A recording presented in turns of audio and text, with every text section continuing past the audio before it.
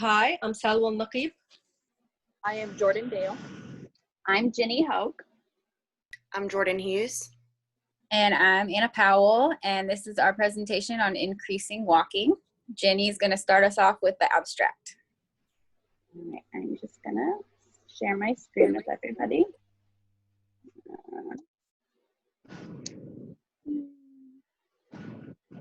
All right, so there's a lot of information available on the benefits of living an active lifestyle.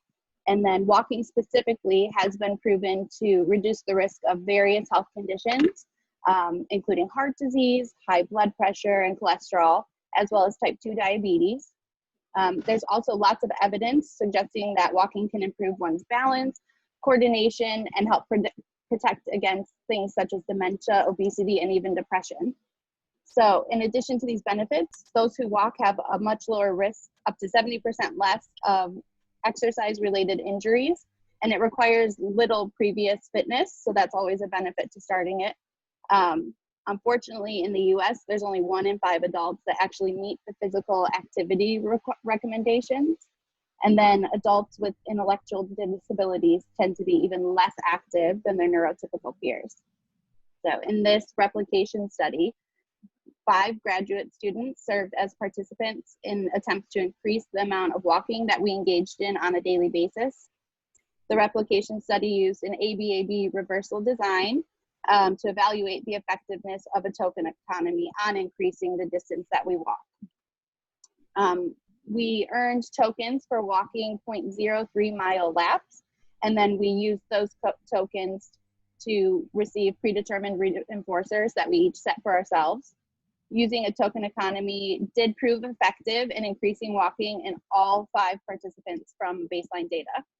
So Jordan Hughes is going to discuss the literature review.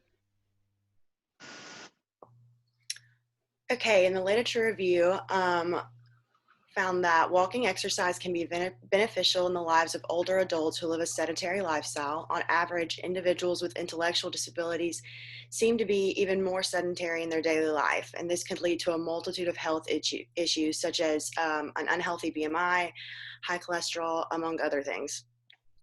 Research shows that specific brain regions are enhanced by exercise and can potentially improve chronic disorders in adults. A randomized control trial in Scotland had 19 adults with intellectual disabilities participate in a walking program in an effort to increase their physical activity and create a behavior change in their sedentary lifestyle. The study was the first to publish a randomized control trial of walking interventions specifically for adults with intellectual disabilities. It consisted of a 12-week walking program, and participants would be in either an intervention group or a waiting list control group. The number of steps walked per day were measured along with time spent in their sedentary behaviors, quality of life, and self-efficiency. Participants were over 18 years old and mostly members of local day centers. Most participants reported that they enjoyed the program. Some participants reported that it helped reduce some symptoms related to physical health, and some reported that they had lost weight during the program. Physical health is not the only thing that walking can improve, though, because it can benefit your mental health as well. Regular exercise, even if it is just walking a few times a week, has potential to boost energy levels, relieve stress, and can improve sleep habits. Walking for exercise releases endorphins in the brain that can help promote overall positive feeling within the body. A review of how walking specifically can improve mental health was done in 2018. Some of the mental health issues included in the review were depression, self-esteem, anxiety, and psychological stress. While there were no reviews reporting that it can prevent depression, one study review reported that a walking group intervention was effective in reducing depression scores. Additionally, 4 of the 5 studies reviewed reported that walking had a correlation with lower anxiety scores. The review of these articles are relevant in the study we chose to replicate, and the review showed further how significant walking can be for the physical and mental health of the lives of those with disabilities. Now we're going to move on to methods. All right. So first off, we have the participants for this study. We're all 5 females. There's Solwa, age 40, Jordan D, age 23, myself, Ginny, age 29, Jordan Hughes, age 24, and Anna Powell, age 28. We're all female graduate students working in the mental health field, and we're working toward becoming board certified behavior analysts. We did not know one another prior to conducting this study, and we all live in various states across the United States, but we are all in the Eastern time zone. Participants were all interested in increasing daily walking, and none of us had any underlying health issues. We did complete the physical activity readiness questionnaire prior to beginning the study to make sure that it was safe. That PRAQ consists of 7 questions, which are: has your doctor ever said that you have a heart condition and that you should only do physical activity recommended by a doctor? Do you feel pain in your chest when you do physical activity? In the past month, have you had any chest pain when you were not doing physical activity? Do you lose your balance because of dizziness, or do you ever lose consciousness? Do you have a bone or joint problem that could be made worse by a change in your physical activity? And is your doctor currently prescribing drugs for your blood pressure or heart condition? And do you know of any other reasons why you should not do physical activity? And the point of answering these questions is just to make sure that we didn't have any underlying undiagnosed conditions that would make it harmful for us to increase our physical activity level. In terms of the setting, it was completely varied as we each live in different states. Predominantly, the walks occurred outside in neighborhoods, but it wasn't limited to that. We were also able to do so inside or on treadmills as long as we were recording data appropriately. Materials: we were required to have a smartphone or a watch with the Nike Run application installed in order to track our data. Participants were encouraged to use comfortable walking attire such as tennis shoes and workout clothing. We were required to have access to a computer with both Microsoft Word and Excel in order to keep track of our information, as well as the internet to share data among group members on a daily basis via Google Documents, as well as through the Nike Run application. We were in charge of keeping track of our own information in terms of how far we walked and in terms of if we chose to walk that day. Each lap walked earned us a token that we could then exchange for a reinforcer, and we were in charge of keeping track of our own tokens. For every 5 tokens earned, we were able to receive a small reinforcer, and then for every 20 tokens earned, we were able to change that in for a larger reinforcer if we saved up. We were each in charge of choosing our own reinforcements. Salwa's small reinforcer was a piece of chocolate, and then her larger reinforcer was an entire chocolate bar.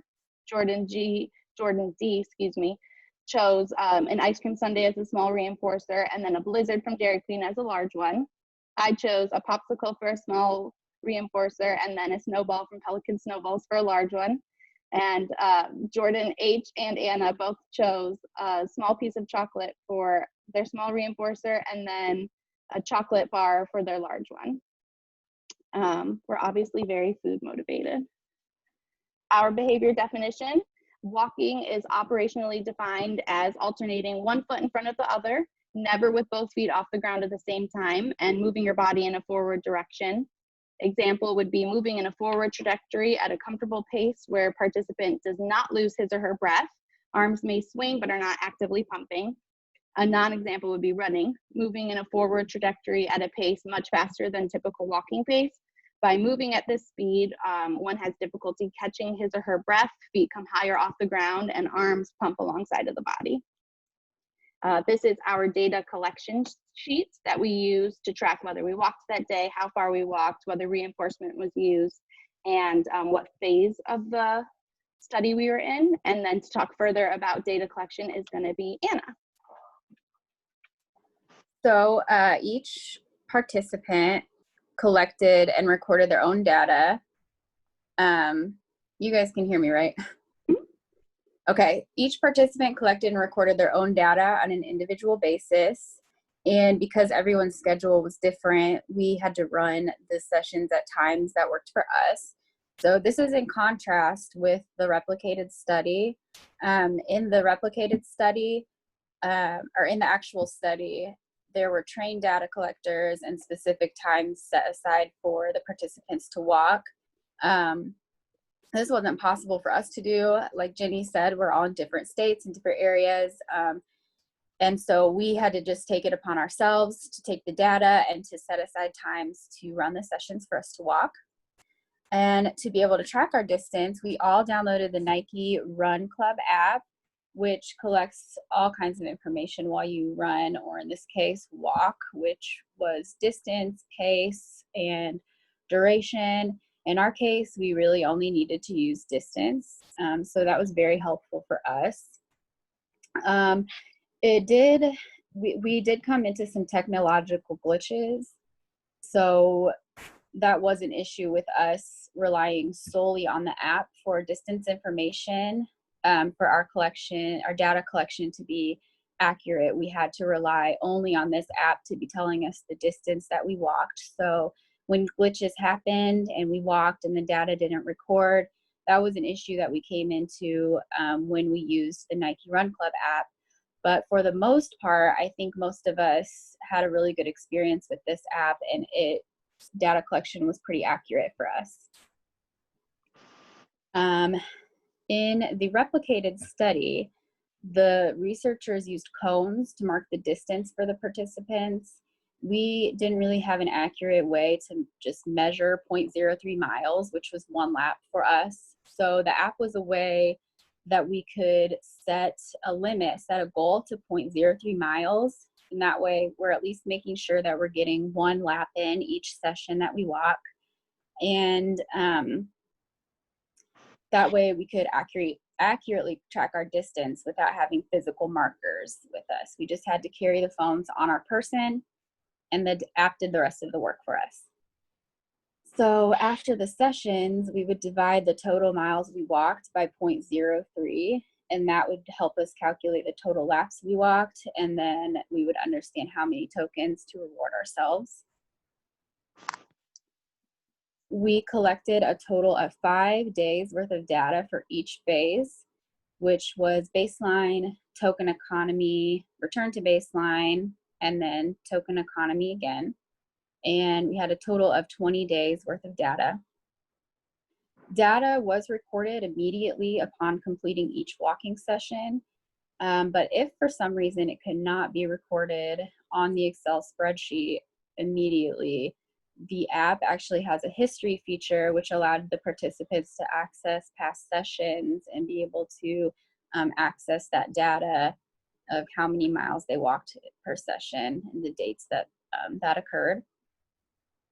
And then to help us better understand the data we collected, we plotted the data on a graph. We each individually plotted our own data on graphs. And then we calculated the mean and range of the distance walked for each phase of the study. And this helped us establish any functional relationships with the token economy and walking. The design of the original study was AB design, which is also called withdrawal design. So this is also what we used for our study. According to a study in 2012 by Byers, Reichel, and Simons on single subject experimental design for evidence-based practice, AB design is a good choice for researchers who want to test the effectiveness of a treatment, which in our case was token economy. Researchers also like this design because it doesn't end with a lack of intervention, it ends with treatment. And like I said, to test the effectiveness, the plot graphs of AB data can visually show whether there's strong experimental control with the intervention. So AB is really good to show when you withdraw the token economy, did the behavior decrease? When the token economy was in place, did the behavior increase? Byers, Reichel, and Simons also listed some cons that can occur when using ABAD design. First of all, there can be ethical concerns when withdrawing certain treatments. So for example, self-injurious behaviors, you wouldn't necessarily want to use ABAB design because withdrawing the intervention could lead to putting the client in danger potentially. In our case, lack of walking isn't going to necessarily put us in danger, so this was appropriate for us. And also there's questions as to whether the learned behavior in the treatment phase won't go away when you return to baseline. So basically you're taught the alternate behavior and you just go with it. Even when the treatment's taken away, you have that behavior in you now and you keep going. So in our case, the tokens helped us increase walking. If we had just right away had the benefits of walking within us and we really felt it, and then went back to baseline and just really kept up that walking, that would have kind of not been able to show us the efficacy of the token economy. But in our case, this didn't occur with us. We really could see strong correlations with the increased walking with the treatment phase. So now Jordan will discuss baseline and treatment phases. All right. So we had 4 phases for our treatment. It was baseline, the token economy, return to baseline, and then going back to token economy. And then for the baseline phases, it was over 2 separate weeks. It was week 1 and week 3. And baseline data served as an initial measurement of information to use as a reference to test the efficacy of how token economy affected us. During these 2 weeks, each participant walked 5 times unless they chose not to walk one of the days, to make up a total of 10 walks or 10 days. These 10 walks allowed a baseline number to be collected for each participant in order to help determine how much a person would walk without being reinforced. So then when we went to the token economy, that was over 2 weeks as well, and that was week 2 and week 4. And these weeks focused on walking more in order to earn the reinforcer that we picked for ourselves. Each participant chose a reinforcer that would encourage them to walk a further distance each lap. That was walked allowed the participant to earn a token. The tokens could be used to earn a short-term reinforcer or a long-term reinforcer. A short-term reinforcer could be earned after 5 tokens, and then the long-term reinforcer was earned after 20. That means that the participant had to save their tokens in order to gain a greater reinforcer. Each participant chose a short-term and a long-term reinforcer that they could earn. The reinforcement was different for each person, and each participant chose when they wanted to use their tokens to receive them. And then for our IOA data was monitored among and between group members through the Nike Run app and through a chart that was saved on our Google document. Members tracked how many milestones they hit that day and if they cashed in their tokens for a smaller reinforcer or waited to exchange it for a larger reinforcer. Group members were paired up to collect IOA data using exact count per interval. This equation takes the percentage of total intervals in which 2 observers recorded the same count, divided by the total number of intervals and multiplied by 100 to get the percentage. Each group member was responsible for conducting IOA data on a daily basis, as was done in the original study. So the IOA data that was collected for our study was 100%. And then for treatment integrity, the Nike Run app kept track of data for each participant in each day by using this app. Group members were unable to manually input data. Following each walk, the data were automatically saved and sent to group members, ensuring no skewing of data. By providing personal attributions, the app was able to produce more accurate metrics. In order to determine treatment fidelity, participants first decided whether or not to participate in walking that day, and then they hit start on their app, which recorded how far they walked to the predetermined goal of 0.03 or further. Participants received a token after every 0.03 miles walked, and participants walked as far as they desired in order to earn the reinforcers. After walking, and the participants hit end workout in the Nike Run app, and then the data will have logged both in the app, and then after the app logged it, it was manually inputted into the group chart by the end of the day, as well as if they've cashed in for their reinforcement. By completing these 5 steps, treatment fidelity was determined. Each step was worth 20% of treatment fidelity, and the number of steps complete multiplied by the number of steps, which was 5, determine percentage of treatment fidelity. So if each step is complete, you multiply 20 by 5, and that's 100% treatment fidelity. Treatment fidelity was conducted twice a week, or 40% of each phase. There was 100% treatment fidelity among participants across all phases of the study. And then we'll go on to results and conclusion.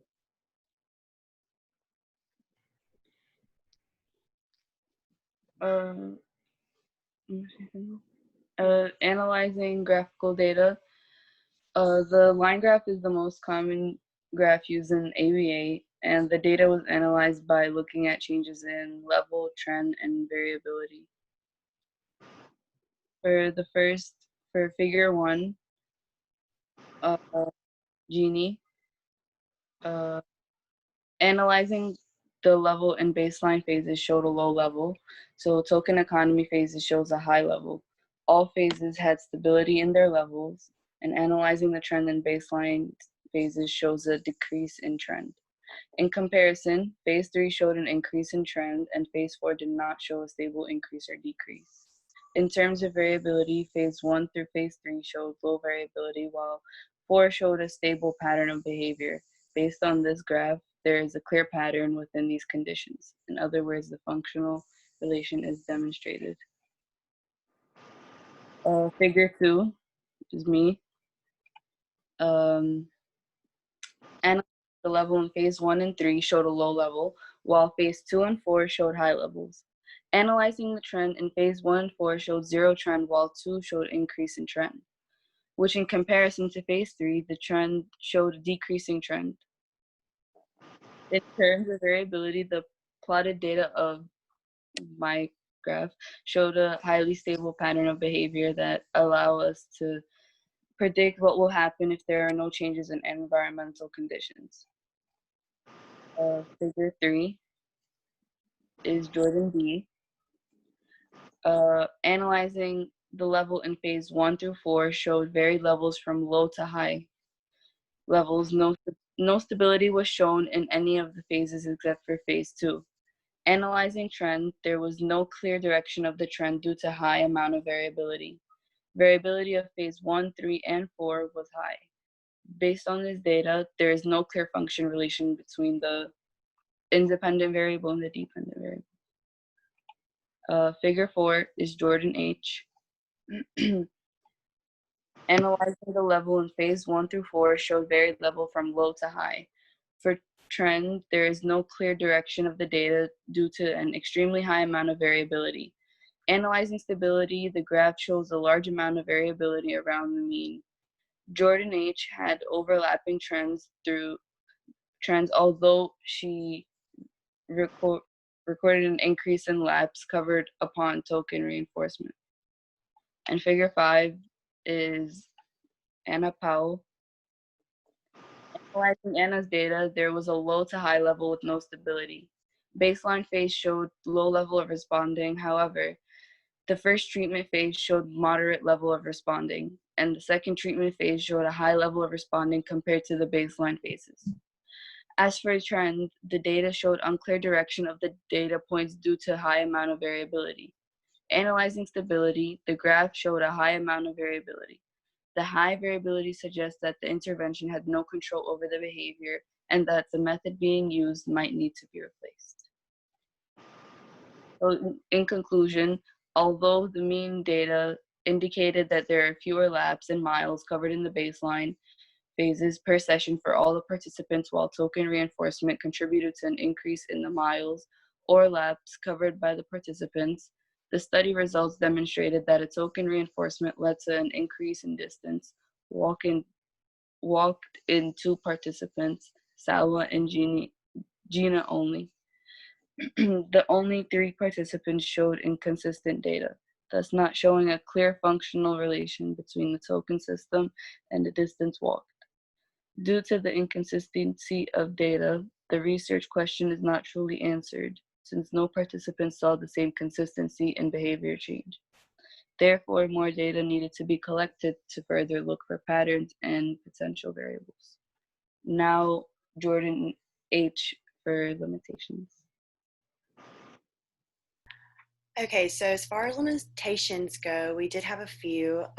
Like previously stated, the 5 adults that participated in the original study were in a day training center with professional trainers who could start and stop the time, measure distance with cones, and so on. But we had 5 female grad students who are in separate states for the most part, so that was not an option for us.